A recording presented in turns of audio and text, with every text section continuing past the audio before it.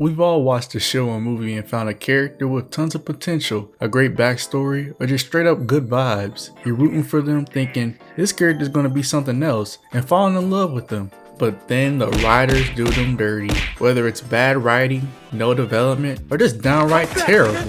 I decided to sit you guys down and talk about the offenses to these characters who were robbed for their rightful place in the spotlight. Let's shine a light on the characters who deserved better. Finn from the Star Wars sequels. Oh brother, this one is like a strike to the gut. The Stormtrooper then turned Jedi could have been an amazing storyline, but after Force Awakens, they throw him in the back like he doesn't even matter. They give Rey that spotlight, while he and Poe were background characters. The only movie I liked from the sequels was Force Awakens, and I feel like it was built perfectly, and they fumbled with episode 8 and 9. I could say the same for Kylo Ren. This man was built up the same way, built up so well for an intimidating villain just to turn into a man baby. It feels more bad because of how hyped the actor John Boyega was for Finn, theorizing how his character goes for fans. I love Star Wars, just not the sequels. At least the prequels were watchable for me. Why bring back Palpatine? Bob from Stranger Things. Stranger Things is one of my favorite shows, but as every fan knows, they introduced that one character you eventually loved and killed them off. They've done this every season by now, but Bob was the first character I truly cared for outside the main cast. You have this random man come in after the chaos of the first season, but then you figure out he's actually a really good guy.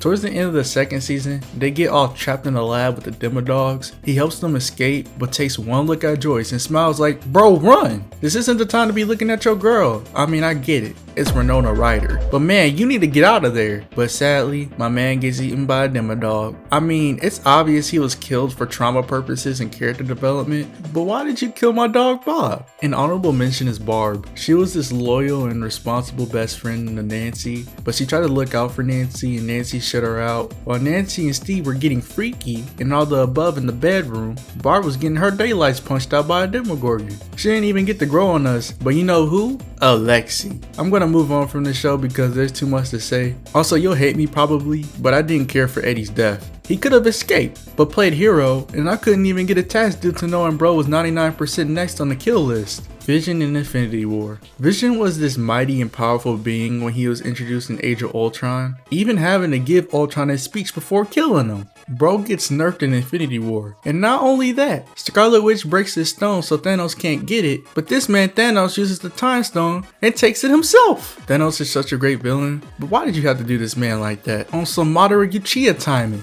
But at last, it ain't even Vision that disappointed me. It was no other than Hulk. How do you turn this to this? Hulk's potential in the MCU was done so dirty, I couldn't look at him the same. When you know it's the same Hulk from the 2008 movie, it makes me hurt even more. This man was hunted by the military and fought Abomination. That war after he snapped his arm was beautiful. I looked at my TV screen in tears. You could feel his character, but yet we had to get this nerdy ass Mark Ruffalo Hulk. I liked Hulk in the Avengers movie and Age of Ultron. Ragnarok was cool too, but that was the last time we truly saw Hulk, so I'll savor the moment. In Infinity War, it took Hulk to get his ass beaten by Thanos that he didn't want to come out again. When we saw Hulk again, we saw Professor Hulk, and I was like, okay, I mean maybe they could cook, but guess what? They did not one crumble. I feel like it's bad writing, and they could get away with it because it was Endgame. I don't want your tacos, I want you to be the Hulk. He didn't even get his get back on Thanos. He just threw a piece of furniture due to Natasha's death and snapping everybody back.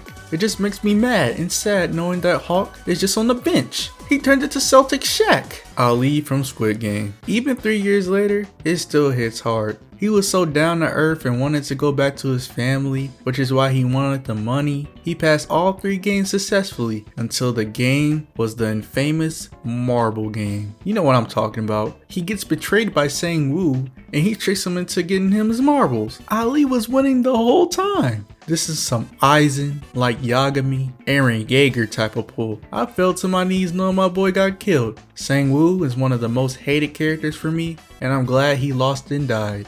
I've been mentioning anime characters every now and then throughout this video, and I believe it's time to enter that terrain. Spoilers for Jujutsu Kaisen. Skip to this time to avoid it. Those who are still here, I think you know who I'm going to talk about. Gojo. I love Gojo, but I wasn't those crazy fans who threatened Gege and lost their marbles due to his death. I do think he died in a ridiculous way. We know the way he died due to Sukuna telling us, but it's how he did. He got off screen, and that's the gist of it basically. I get it, trust me. Gojo was too OP and other characters needed to shine. It's just that he had the upper hand and was going crazy throughout the battle, and I was flipping through the manga chapters trying to analyze and take in the fight. It was a 3v1 essentially, and he was under pressure and doing his best. The fact that you've seen this man in the afterlife talking to his homies after the announcers were like, Gojo is the winner. It's like, damn, at least kill him properly. In general, rest in peace, and you'll always be a goat in my heart.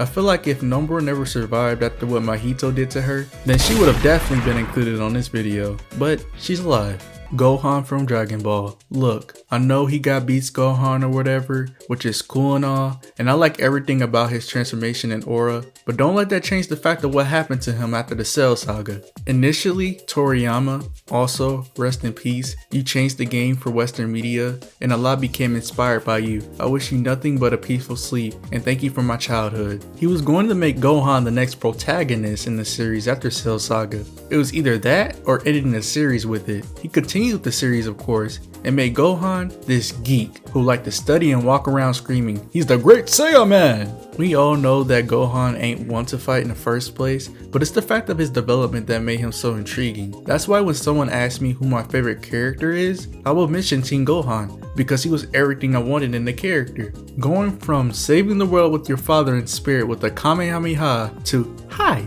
I'm Gohan, and I'm in school, makes you hear crickets. We did get some golden moments from Buu Saga, like Gohan training again and unlocking his potential, and stepping toe to toe with this 8-foot basically Victor Wembanyama guy standing over you. We had this golden moment for a short bit until he got absorbed. In Super, he got his get back by becoming stronger again. In the Resurrection Saga, he pulls up in this bummy green tracksuit and doesn't do anything. But in the Tournament of Power, they give him pretty good moments, so I'll give them props for that. Low key, all the Z fighters are wasted potential in general, and they don't contribute much into the story anymore but Goku and Vegeta. I'm going to end this video with two characters from my favorite anime of all time.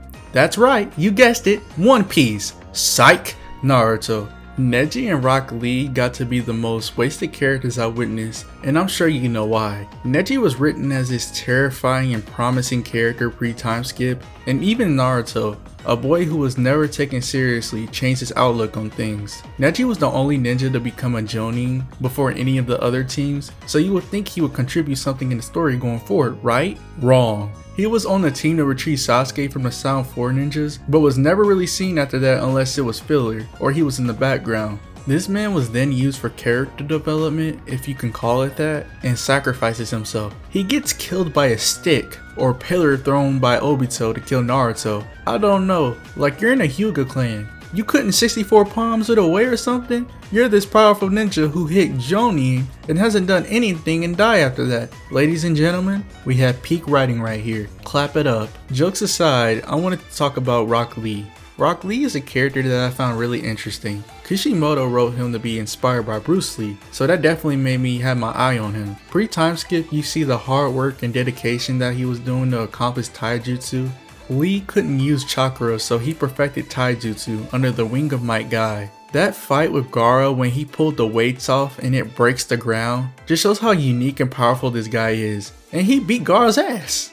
That was until Gaara played dirty and crushed this man's leg. So Lee gets better, and during the Sasuke retrieval arc, he gets drunk and fights Kimimaro. He was using the drunken fist, and for someone to fight someone on the level as Kimimaro, which is a subject of Orochimaru, he held his own, but then he got help from Gaara. After this, Rock Lee turns into how Neji was. He was just there and didn't contribute anything after the time skip. I just think Kishimoto should have done more with the characters he built up from the Chunin exams. They get their moments at times in Shippuden, but it's just those moments, or more like filler. Rock Lee's path ended after the surgery. I don't know, I just think that there could have been potential that could have been explored, but that's just me. At last, I'm done yapping. If there's characters you feel were done dirty, feel free to share your opinion, and make sure you stay healthy and don't end up like Lee.